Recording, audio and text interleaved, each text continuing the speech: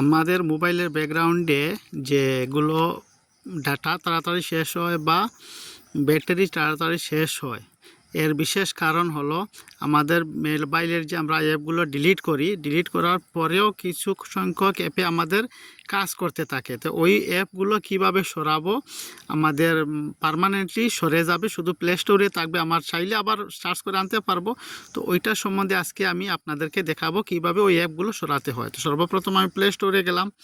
Play স্টোরে যাওয়ার পরে উপরে আমার যে ইমেইলের লোগো আছে, লোগোতে এন্টার করব। লোগোতে এন্টার করার পরে ম্যানেজ অ্যান্ড ডিভাইস কেয়ার আছে, ওইখানে যে লাল লাইনের আন্ডার করা আছে ওইখানে ক্লিক করার পরে ম্যানেজে ক্লিক করবা। ম্যানেজে ক্লিক করার পরে দেখো এই দিস ডিভাইস লেখা আছে, ওইখানে যাইবা। ওইখানে যাওয়ার পরে দেখো নিচে নট ইনস্টলেড আছে, ওইখানে যাইবা। যাওয়ার পরে আমার আনইউজড বকবাস যতগুলো আমি আনইনস্টল করে দিয়েছি অ্যাপ ওইগুলো আছে, ওইগুলাতে আমি এখানে এসে গেছে। এখানে এগুলো আমার কোনো কাজের না, ওইগুলোতে সিম্পলি টিক করব। এই এই এই আমার 4টা অ্যাপ আছে, 5টা অ্যাপ আছে আমার কোনো কাজের না, ওইগুলোতে আমি টিক করব একটা একটা করিয়া।